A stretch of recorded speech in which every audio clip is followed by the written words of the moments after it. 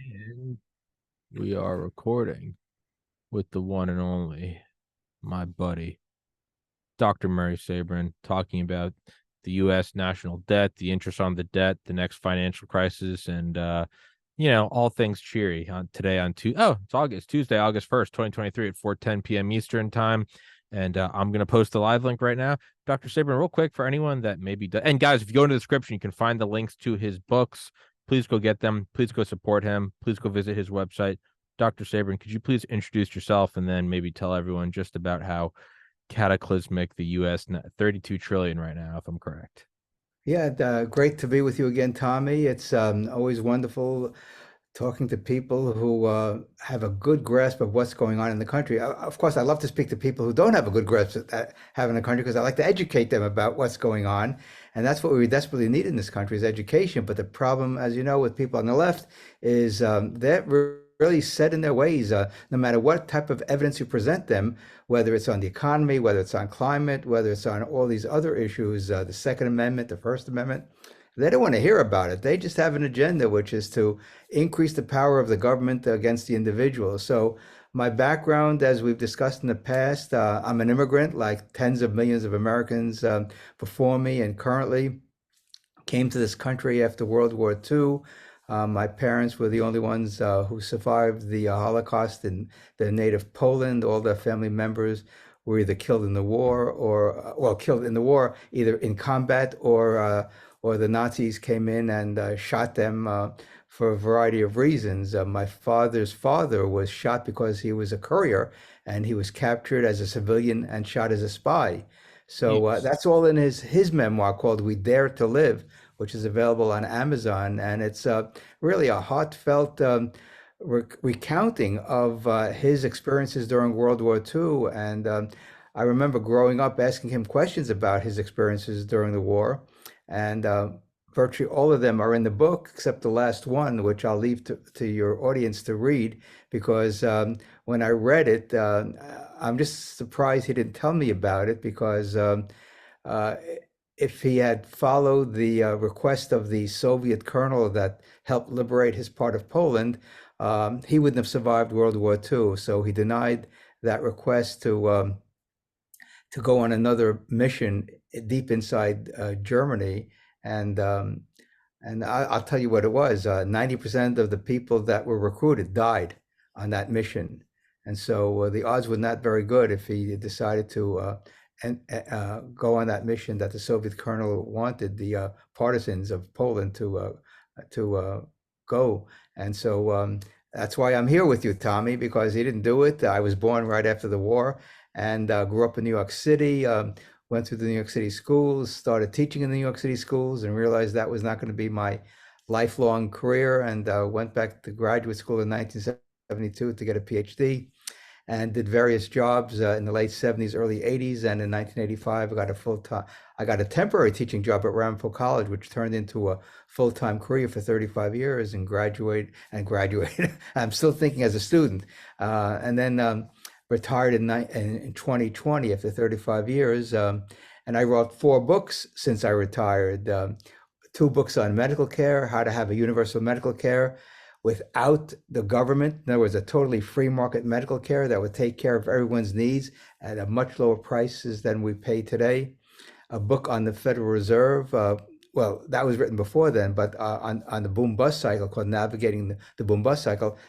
My last book, which was published at the end of last year, my memoir, From Immigrant to Public Intellectual, which recounts my story in America as an immigrant and how I end the book with my 1997 New Jersey gubernatorial campaign when I was the first third-party candidate to raise enough funds, and I was required to debate the major party candidates. And although I didn't win, I didn't come close to winning because there was no expectation of winning, even though, believe it or not, there was a path to victory, which I describe in the book.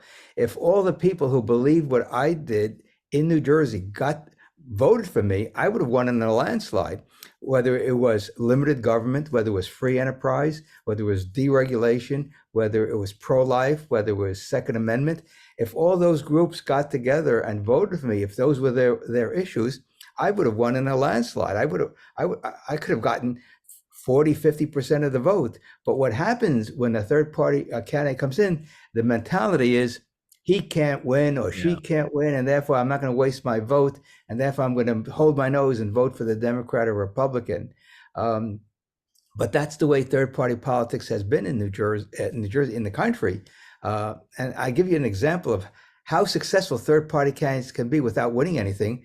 All you have to do is look at the 1912 Socialist Party platform for president. 1912, 110 years ago, virtually everything has been enacted, Tommy, without any socialist winning the presidency. Isn't that amazing that you Yeah. don't have to win in order to get an agenda enacted? And Bernie Sanders didn't become president, yet Joe Biden is enacting his agenda.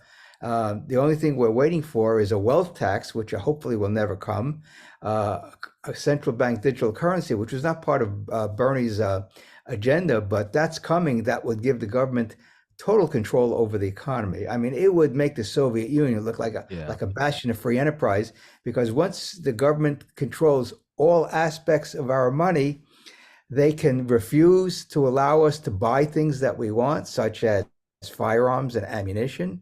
It could refuse to allow us to buy books, refuse us to buy gasoline if we want to get medical care that we want, or alternative medical care instead of the traditional medicine. It can refuse to allow us to make some investments. It can refuse to allow us to make some charitable contributions because they may deem some organizations are not are deemed hateful groups or something to that effect or anything like that. So again, we've entered the danger zone, Tommy, from that aspect, the central bank digital currency. And I wish the American people would get more information about it, because I don't think the mainstream media is doing a good job uncovering that issue, because that could be the defining issue of our era: the government taking Oh yeah. over completely how we can potentially spend our money, by the government controlling the digital currency that we would have to use in lieu of the dollar. It would be dollars. It would be not denominated in dollars, but we would basically have a debit card, from what I understand the way it would work, and the government can freeze that card, and then we are at the mercy of the government bureaucrats. So this is the greatest danger that I see to economic freedom, to personal freedom, to property rights in our history, and it's all coming about because the government took control of the money with the creation of the Federal Reserve in 1913, and through a series of steps over the last 110 years, Tommy, here we are on the precipice of a central bank digital currency, which would be the end of constitutionalism in America, because the government would have totally free reign. All our rights guaranteed by the Constitution could potentially be violated, and it seems that that's what their end game is to make sure that the Constitution is dead and buried, and that we have government by fiat, government by executive order, and not by laws anymore. When you look at how they behave right now, when you can still own a gas powered car, you Mm-hmm. can still own a gun, when you still have dollars. If you look at how they behave now, what do you think they're gonna do when they have it all? Like, Well, it's like when you see a spoiled child, and it's like that's not stopping. When you see the kid screaming in the store, you're like, it seems like a kid now and he's crying for chocolate. Give it 20 years and that guy's gonna be stealing from you. He's gonna be taking from your purse. He's gonna be bullying you. He's gonna be a rapist. It's like it doesn't start out of nowhere, right? It's a yeah. long, gradual rise. There's no question about it. In fact, what I think could be coming down the pike, comparable to COVID, is that Biden could declare a climate Oh crisis yeah. because of the heat wave we've had this summer. And that would be the entree into the government saying, "Hey, we really have to make sure that the climate is conducive to human well-being, and therefore we have to shut down the power grid for a couple hours a day. We have to ban automobiles from central cities. We have to ban gas stoves. We have to do this, that, and the other thing." because they have this false notion that CO2 is a pollutant and reducing CO2 is going to have somehow an effect on the climate, when they should know from general science that they should have learned in either junior high school or high school is that photosynthesis means that plants require CO2 to thrive and crops require CO2 to thrive. So if you're going to reduce CO2, Tommy, it means potentially widespread starvation in the future as the food crop will be reduced. This is how stupid people are who think that CO2 is the problem. And that's why I would urge all your listeners to go to one of the best sites, if not the best site on climate change or so-called climate change, and that is the CO2coalition.org. These are where tremendous scientific research is presented regarding climate change or the lack of climate change due to human intervention.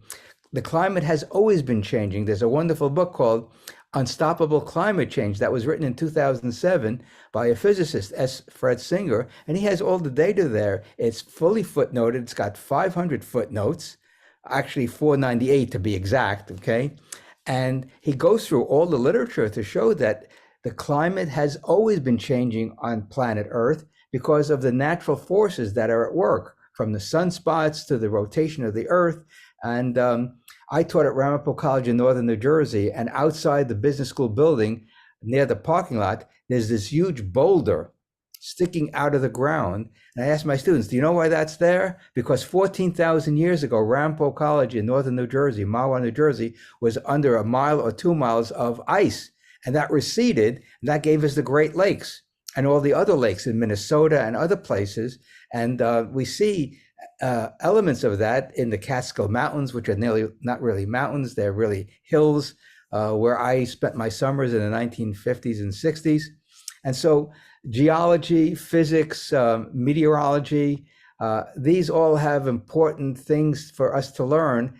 And unfortunately, people who have the biggest megaphones in the Congress and in the media don't know squat about the climate. And yet people accept what they're saying as the gospel, when in fact people have been refuting what they're saying, what they've been saying for the past 20, 30 years. Because I remember, 50 years ago, the fear was the climate was going to be colder and colder and colder, and that we're going to enter an ice age. And now, of course, it's just the opposite. Now it's no longer a heat spell or a global warming, but climate change. So they're changing their tune because the evidence doesn't support their assertions that human beings can impact the climate. And they conflate weather with climate. Weather is a local micro phenomenon, while climate is the macro phenomenon that changes regularly, according to S. Fred Singer's book, which happens every 1,500 years, by the way. And so, again, he presents all the evidence, and I wish more and more people would read his book and go to the CO2coalition.org, because all the evidence is there that the people who are spouting and screaming about climate change, that the planet is doomed, like AOC said a couple of years ago, that in 7-9 years, the planet's going to die. I mean, this is what's causing anxiety among young people, that they don't think they're going to have a future in the world because there's not going to be a world to live in. And so the fear mongering is just off the charts. And I just find it very repulsive as an academic who spent all my adult years doing research, and you've got to have data and facts to support your assertions. And if you don't have it, then basically what you're doing is being a propagandist and not showing any intelligence when you're making statements about any subject, whether it's climate or the economy or the proxy war in Ukraine and so on and so forth. I've had on Dr. Patrick Moore, who is the co-founder of Greenpeace. Yeah. And the thing I always look for is like someone who became a professional in something, and then after X years or decades changed their tune. So, you know, if I see, you know, some tree hugging granola hippie saying like make love, not war, I go, yeah, I mean, I get it, you know, I get the idea of it, but it's another thing when I, you know, have befriend guys in their 50s, 60s who are in special forces, right? And they'll come to you and go, listen, man, I went the whole way, rah rah, and I'll tell you, a lot of it is your cannon fodder. And to me, Yep. to me that always makes me perk up. I go, oh, so when I've had on Dr. Patrick Moore, who's the co-founder of Greenpeace, he talks about it. He was like, I was that screeching hippie. He's like, I was on the the boat, save the whales. And now he talks about how much of a farce it is and how much of a power grab it is. So that's the thing that always gets me. And with climate lockdown, that will be something that they'll never have to give up because the information is so vast and so malleable. You'll be able to adjust it any. I mean, I saw something yesterday that was like like these temperature sensors that like the NOAA was using. The Hmm. vast majority of them across the nation are placed within like 30 feet of a highway. Well, Hmm. that's a heat island. It's a Right. black asphalt. We've all seen it. It's Sure. so to me that right there, I'm like, oh, it's a power grab. But to kind of, and I think this is all. It's a way of just laundering really control of the economy. And so I have to look at it in terms of myself, who is a knuckle dragging layman. I follow a bunch of guys on Twitter who have had on this show, and they're always talking about how we're in a financial crisis, but they've been saying it for 3 years, and I don't know what is and what isn't, and I'm very honest about that. And they show graphs that I don't understand. It's the 10-20 year flip bond cycle upside down gold, and I'm like, I don't know what that means. So for you, there's someone who is kind of a genius with this. Are we entering a financial crisis? Are we entering a tipping point with national debt? Are we going to Yeah. start a war to wipe it out because we are at the apex of decline, but we also still have an ungodly military? What is in your crystal ball? What is coming? Well, let me back up a little bit because Sure. one of the things that really gave me a lot of insight into the American economy was teaching the Financial History of the United States course for several years at the end of my career at the college. And in doing the course, you really have to go through every period of American history since the beginning of the Republic. And we focused also on the colonial period where some of the colonies were just literally printing money in order to try to boost their colonial economy, and it was a total disaster.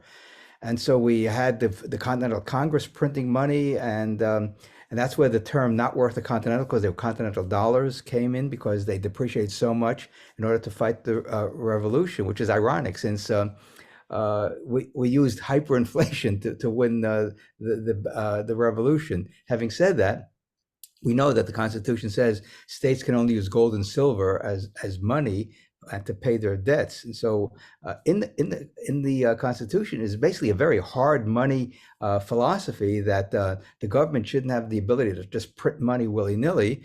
But throughout the 19th century, we had banks printing money, and that caused the booms in various towns where the banks printed money. And so, since they weren't backed up by gold and silver, people got very nervous when they saw that prices were going up in their area, and a lot of speculation was taking place in land and other aspects of the economy. And so, when they went to get their gold back, and the banks didn't have enough gold, that's when you had a banking panic. So you had the panic of 1819, 1837. I'm giving you the big ones: 1857, 1873. 1893, and then 1907, and then after 1907, the bankers and got together in that secret meeting off of the coast of Georgia, Jekyll Island, Jekyll and Island. put together the blueprint for the Federal Reserve System. So the Federal Reserve starts operations in 1914, and they've been printing money ever since. And so the Federal Reserve has a balance sheet of assets and liabilities. Their assets were basically gold. They still have on the books 250 million ounces of gold, valued at $42.22 an ounce. So the real value of gold today in the marketplace is around That $1,980, something yeah. like that. So those assets are undervalued on the balance sheet. Having said that, Wait. and then the Fed has been manipulating interest rates. That's what's given us the boom bust for decades. And of course, the last one we had was the Great Recession of the housing bubble because Alan Greenspan's Fed kept the interest rates so low, people were borrowing and speculating in the housing market, which was uh, which was chronicled in that wonderful book called The Big Short, and the movie of the same name, which I urge everyone to read the book and see the movie. And it's just a great, great chronicle by Michael Lewis of how the housing bubble unfolded. And so since then, interest rates have been kept very low. We've had a huge stock market run. The bond market has done well also until recently. Real estate has gone through the roof, especially the last 3 years since COVID occurred. And the national debt has exploded. And a lot of my Republican friends don't like to hear this, but Donald Trump's economic policies were a disaster Yeah. because debt exploded under the Trump administration, spending exploded under the Trump administration, and hasn't receded under the Biden administration to pre-COVID levels, adjusted for population growth and inflation. In other words, when Obama left office, the national budget, the federal budget, was around $3.9 trillion. Under Trump, it went up to $6.7 trillion to fight COVID because he spent so much money because of the lockdowns. And then as the COVID stimulus stopped, the budget went down, and it's now back up to $6.7 trillion under Biden. So in other words, what we're seeing is a crisis. Spending increases dramatically, but never goes back to what would be, quote, a normal level after the crisis is ended. And so this is the ratcheting effect that the great economist and historian Robert Hicks talks about in a book that is just wonderful called The Crisis in Leviathan, Critical Episodes in the Growth of Government, where he shows every time there's a crisis, government expands its power, but it never recedes after the crisis is over, whether it's World War I, World War II, Vietnam, the Gulf War, and of course now with the housing bubble and COVID. So government is always expanding its power. That's the nature of bureaucracy and sort of the iron law of government. People in government love to expand their power. No one goes to government, either the president says, I want to reduce the government by 20, 30, 40%. They'd probably never get elected, but they would be telling the truth that we have too much government. So what's happened now? And I just wrote about this on my Substack column at murraysabrin.substack.com.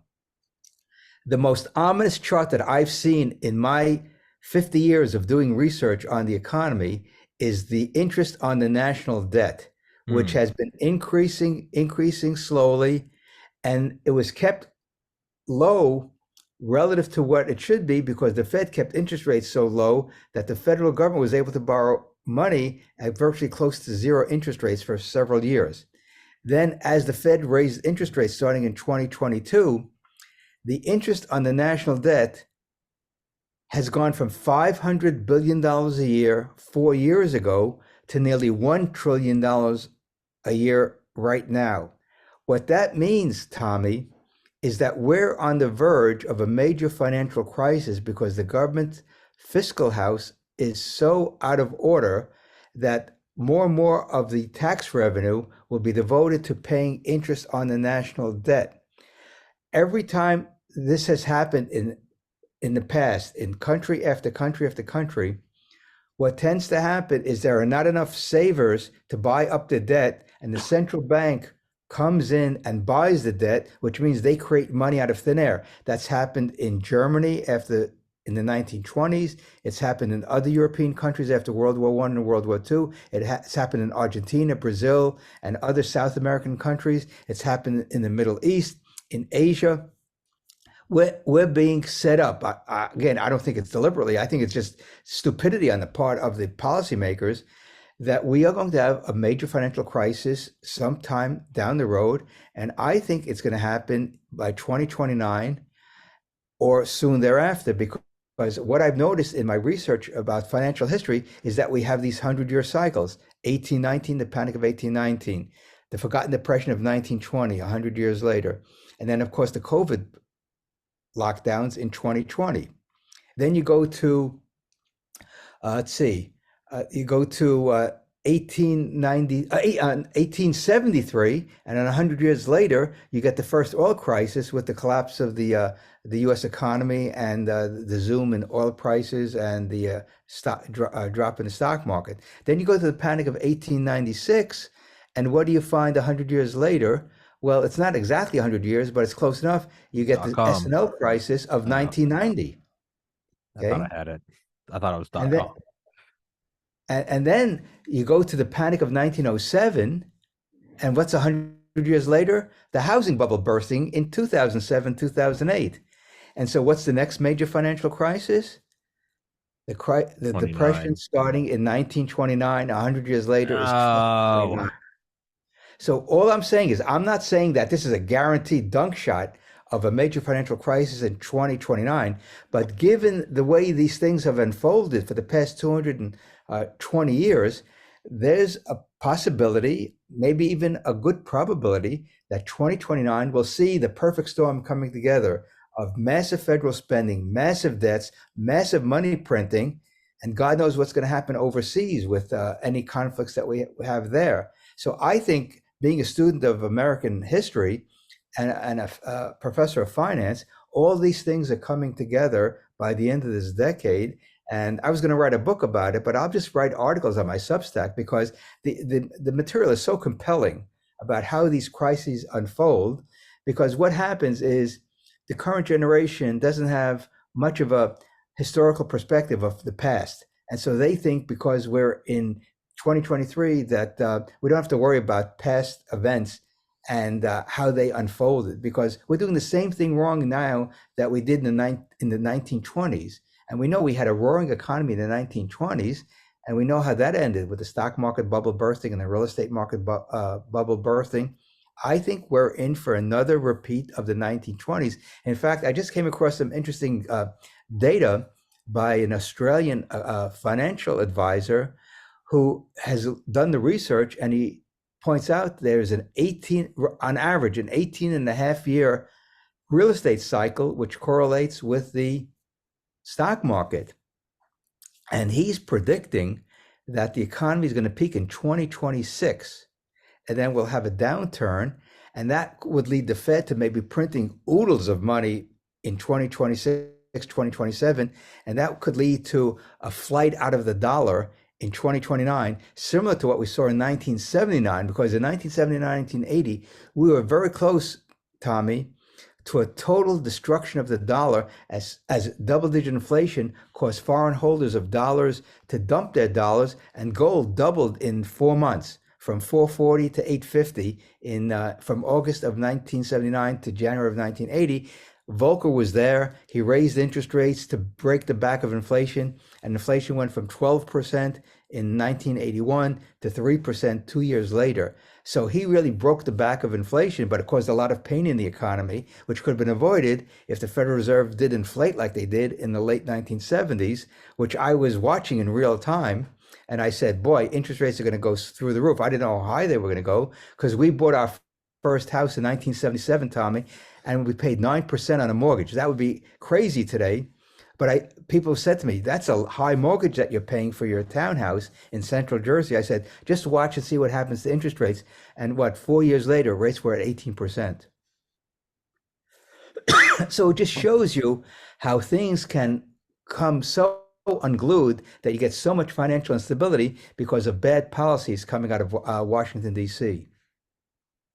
so I don't I can't like pull my mind away from it. I know it's a simplistic view, but sometimes you need that sort of childlike examination of something. When you hear Mm-hmm. a kid say like, if murder's bad, why do we go to war? And you're like, well, Yeah, they're doing this, and it's like sometimes you need the kid to be like, yeah, but killing's bad. And you're like, well, you're not wrong. Like, so maybe I'm just defending my own childlike take on it. But we have such a big military, and we seem to yeah, be. I get the whole U.S. forever war, Korea, Vietnam. Yeah, I get that whole thing. But I mean, we're really even stepping out of America's belligerent sort of mindset in that, I mean, we're really pushing for Ukraine to go hotter. I think we yeah. just started sending money to Taiwan. We're really pushing for a war, and not with a Yemen or a You're right. Syria, with Right. near peer competitors. I Yep. can't help but think that they're just looking at it going, yeah, we're not paying these debts, man.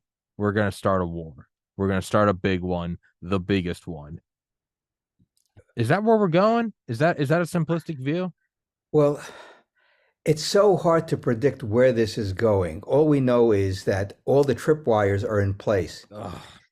Uh, Ukraine is now expanding the war into Russia, and Russia Yep. says that they may use nuclear weapons against Ukraine. And if that happens, God knows what NATO's response will be, That's the led by the end. United States.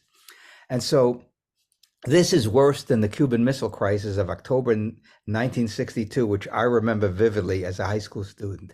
We came so close to a nuclear Mm-hmm. exchange between America and the Soviet Union because of the missiles in Cuba.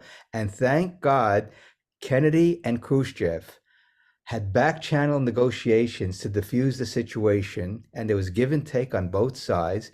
Uh, Kennedy promised to take the missiles out of Turkey for Khrushchev taking the missiles out of Cuba. And we know what happened a year later, 13 months later. Kennedy was assassinated because the military-industrial complex in the United States was not too thrilled with Kennedy's peace initiative, which began probably soon after the Cuban Missile Crisis. But I urge all your listeners to go to YouTube and Google Kennedy's commencement address at the American University in June Yep. of 1963. His speech was one of the greatest speeches of an American president in my lifetime. He basically said to the Soviet Union, even though he addressed it to an American audience, we have to live in peaceful coexistence, even though we don't like your system. In fact, we hate your system of communism, of collectivism, but we are on this small planet called planet Earth, and we have to live peacefully together. And that sort of sealed his fate because 5 months later, he was dead. Mm. So, and I think Robert Kennedy Jr. is doing the same thing. And hopefully nothing will happen. And I think it is shocking that the Biden administration is denying him Secret Service protection as a presidential candidate. Insane. This is an example of how loathsome that Biden is and his administration by not providing Social Security, Secret Service protection to Kennedy. I saw Robert Kennedy, Senator Robert Kennedy, campaigning for the U.S. Senate in October 1964 at the Bronx campus of NYU. I was there with my friend, waiting to hear the senator speak. We were in the back of the field. It was the track that he spoke, and he spoke eloquently. I don't remember the exact things that he said, but someone challenged him about his civil rights record as Attorney General, and he had a wonderful response, and people gave him a huge round of applause.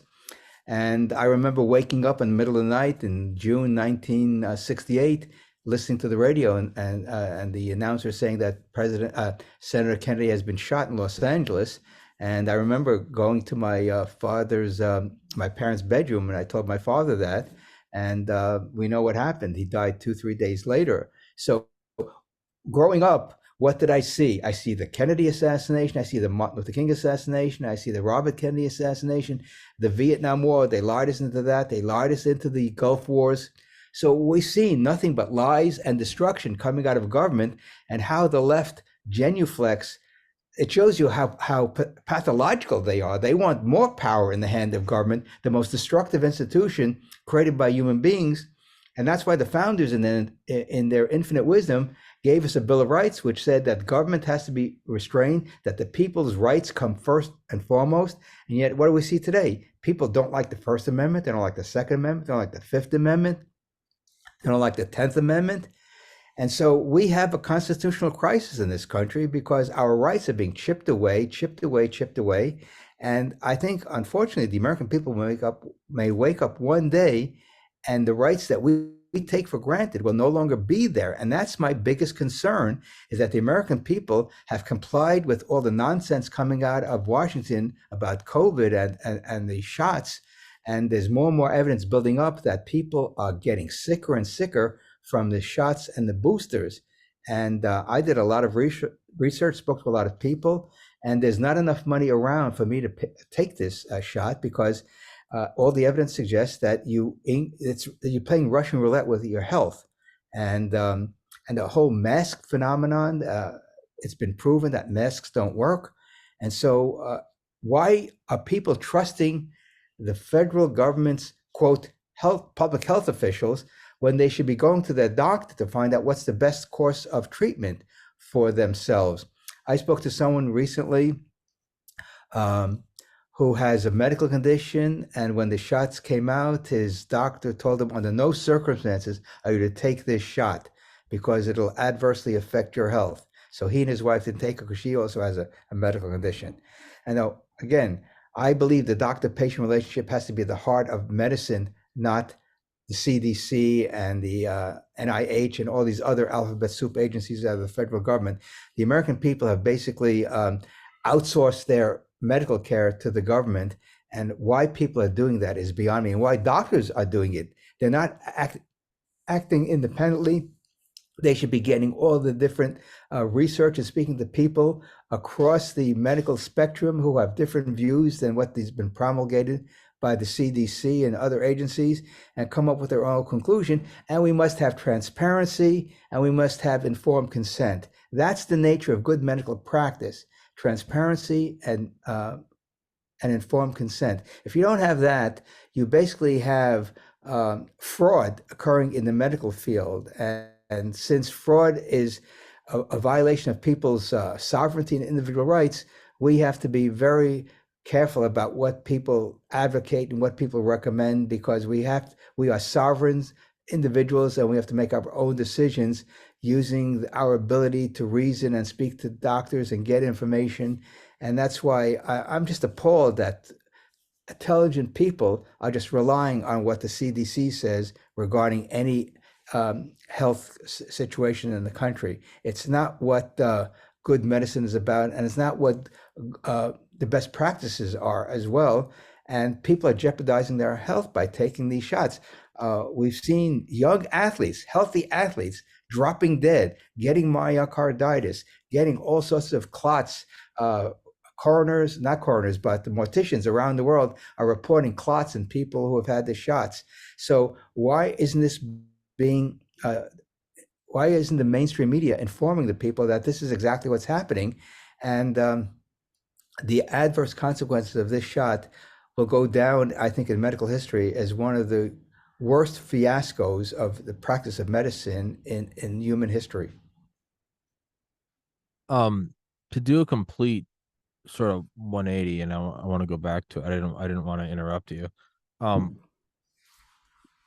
When you said the Federal Reserve has 250 million ounces of gold, why is it still valued at, was that the $42? Yes, because it's almost 2,000 now. Yeah, that was what is that? Why is that was that? the last devaluation that the Nixon administration did. I Gold think window? in Bretton Woods? 1973. In other words, when he closed the gold window in 1971, he devalued the dollar to 1/38 of an ounce of gold, then eventually to 1/42 of an ounce of gold. And by law, it's valued at that, but it should be based upon the market value, which is around $2,000 an ounce, or close to $2,000 an ounce.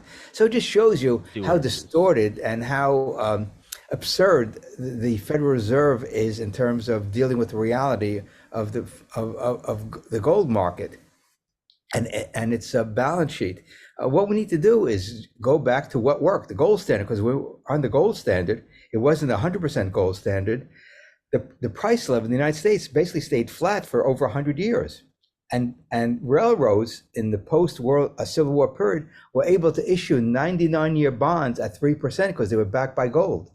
I mean, it just shows you how far we've gone from sound monetary and financial conditions, because we're in a paper money, fiat money economy and financial system.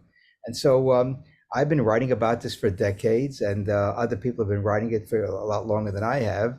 And so I'll be continue to do that in my Substack column, because it's important that people get the message. Government should have no role in the monetary sphere, and if they do, they should back their currencies, their national currencies, with a commodity, which is what money originally is. Money is a commodity. It's not paper. Paper doesn't have any value. It just like, to use an analogy, Tommy, when you bring your car into a garage, you get a ticket, a stub that says that your car is in the garage. That ticket is not your car. It's a claim to your car. You cannot drive that ticket. What? I said you cannot drive that ticket. Absolutely. And so that's the analogy that I use with my students, and they get it. Paper is not the real thing. It's a claim to the real thing. So banknotes were a claim to the real thing, the gold and silver in the vaults of the bank. And when the banks printed more gold and silver than they had in reserve, that's when that's when you had bank panics, and people went to the bank to get their money out, and they would rupture the bank. And so that's where the word bankrupt comes from. So this is easy to understand, and that's why this year is the 60th anniversary of probably the best introduction to money, written by the great late Murray Rothbard, What Has the Government Done to Our Money?, which you can read free online at the Mises.org website. I first read that nearly 50 years ago, and it gave me insight that eventually led to my dissertation topic on how inflation spreads through the economy, in addition to reading his economic treatise, Man, Economy, and State, where he expands upon that concept. But what has government done to our money is what the Mises Institute will now be promoting to the whole country by getting it into colleges and universities across the country, so young people could read about the nature of money, the nature of banking, and challenge the Federal Reserve's policies of manipulating interest rates and printing up money unbacked by gold, which is the premier money that people have been using for hundreds and hundreds and hundreds of years. So again, the history of money and banking is pretty simple to understand. You cannot print money and expect a good outcome. You cannot print money and not expect inflation. You cannot print money and not expect bubbles. And you cannot print money and not have a boom bust cycle. So this is all the evidence we've had for hundreds of years of economists expounding upon this phenomenon. And I continue to write in that tradition on my Substack column. That Substack is in the description. I'm gonna throw you a challenge because you're a bright guy, and it's also very selfish of me. But in the last 8 minutes, what is the silver lining? What is the optimism in this? Because this episode is making me slink lower and lower in my chair. What is the optimism? Here's the really good news. When I started teaching in 1985, Tommy, at Rampo College, and if I were invited to give a talk about the economy, the national economy, the international economy, and I said, listen, communism doesn't work, socialism doesn't work, and I predict that the Soviet Union is going to collapse by the end of the century, 2000. Well, guess what? It collapsed in 1991, in 6 short years from the time I started teaching in 1985. Why? Because all the distortions that communism creates, and what happened in the 1980s, the Soviet Union was bogged down for 10 years in Afghanistan. They printed up money to pay for the war, and the ruble was collapsing in value as inflation gripped the Soviet economy. So no one believed anymore in the Soviet system, at least the public. And then when Gorbachev announced that the East European countries, the satellite countries, were going to be liberated, the Berlin Wall came down in 1989, and then the Soviet Union collapsed, and that was the end of that experiment that lasted nearly 75 years. Now, we've had this paper money experiment since 1971, so it's been more than 50 years. We're reaching the end of the line of this experiment. And so what that means is we have to be ready with better ideas. That's why people have got all these Substack columns, the Mises Institute, and other organizations around the country, the American Institute of Economic Research, which I worked for back in the late 70s, early 80s. They're providing great intellectual ammunition to say, here's how we create prosperity and freedom in the United States that could spread around the world, not by the force of arms, but by the force of ideas. And that's what I'd like to do, is talk about ideas that will be better than the current ideas which govern the country and our foreign policy. So the good news is, Tommy, there's enough economic freedom in the country that we have all the goods and services that we want. Whether we pay higher prices for them is important, but not totally relevant, because as long as we have the option of buying something or not buying something, or having something at good quality or low quality, we still have the choice to buy what we need to satisfy our lives. And the men and women entrepreneurs, you got to tip their hat to them, Tommy. They're continually innovating, inventing, creating, and those products are coming to the marketplace, and prices are coming down in some sectors of the economy, which increases living standards. But we got to get the Fed off this roller coaster of printing money and then not printing money, and or I should say, manipulating the interest rates. And we've got to get the federal budget down. I mean, it's just out of sight, and we've got to have a balanced budget at much lower levels, even lower than the Obama administration of $3.9 trillion when he left office. So we've got a lot of work to do to get our financial house in order. But the good news is there's enough free enterprise in the country where the lights are on, the gasoline's available, the food supply is in pretty good shape, the clothing is available, medicine is in pretty good supply. The internet is not being locked down, which allows us to communicate and spread the word through podcasts and other forms of communication.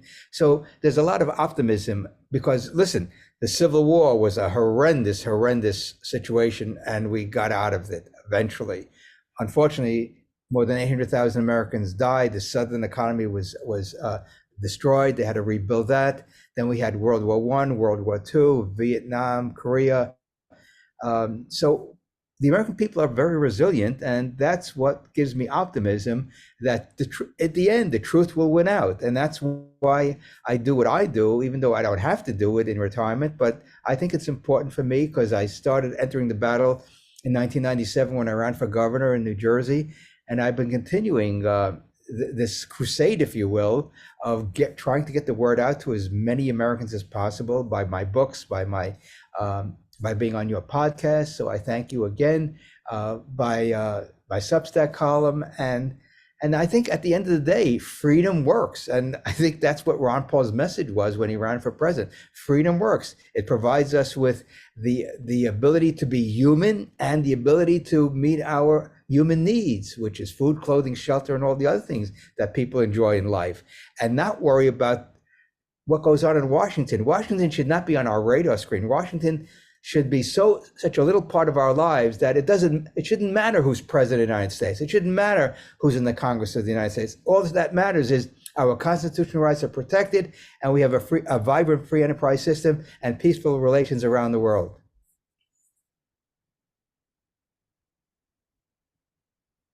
To do a complete extrication from everything we've been talking about. I'm 32. I turn 33 next week. What piece of advice would you give me? And not like invest in this or do that. Completely just like human level. What piece of advice would you give me? I think the best advice I've heard, and I think I followed it for all my adult life, is do what you like to do best. And that will give you personal satisfaction. That will give you contentment. It will give you enjoyment.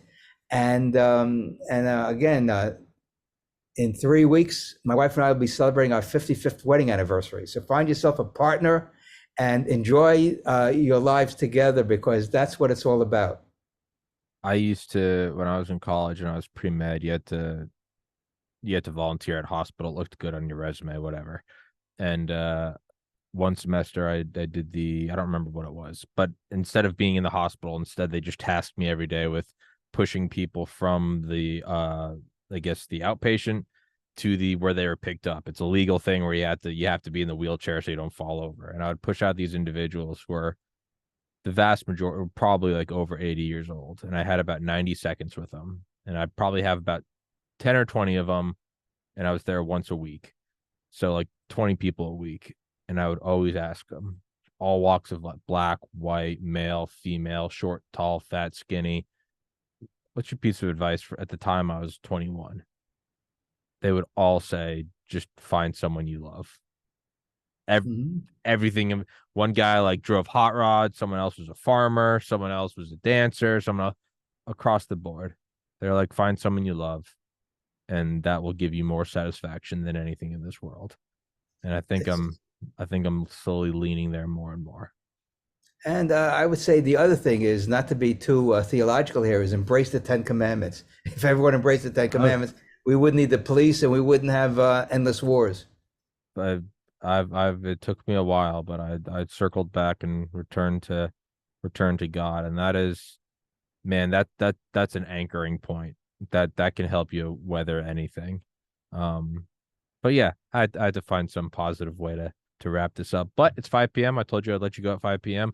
Guys, please go into the description. Please go grab his books. Please go to his Substack and yeah, man, you're a ball of fire. I don't know how you do it. You're a ball of fire. You're that's I respect that and I admire that, Dr. Sabrin. Thanks, Tommy, and happy birthday. And yesterday was Thank my you. wife's birthday, so you Hey, guys have happy a lot in birthday. common. Yes, man. Yeah, I was about to say yes, man. I was thinking of her. Yeah, thank you. I turned 33 next week, and no good birthdays anymore. No good birthdays anymore. So I'm just gonna Well, put it's, my hat in the sand. when you think of the alternative, if you don't have a birthday, that should give you Fair point. solace. Fair point. Yeah, that's a very fair point. I hadn't thought about that. Um, we'll say happy birthday to your wife, and Thank you guys, so much, Tom. thank you for watching. Please go support Dr. Sabrin. As you can tell, he is a ball of fire. He is you what you see is what you get, and that's what I love about you, man. You're a brilliant individual, and I appreciate your time. Thank you so much, Tommy. We'll have to do it again Yes, sometime. sir. I'll text you. Thank you so much, guys. Thank you for watching. Again, please go to the description. Please go to his Substack. Please go grab his books. And till next time, Dr. Sabrin, thank you so much, sir.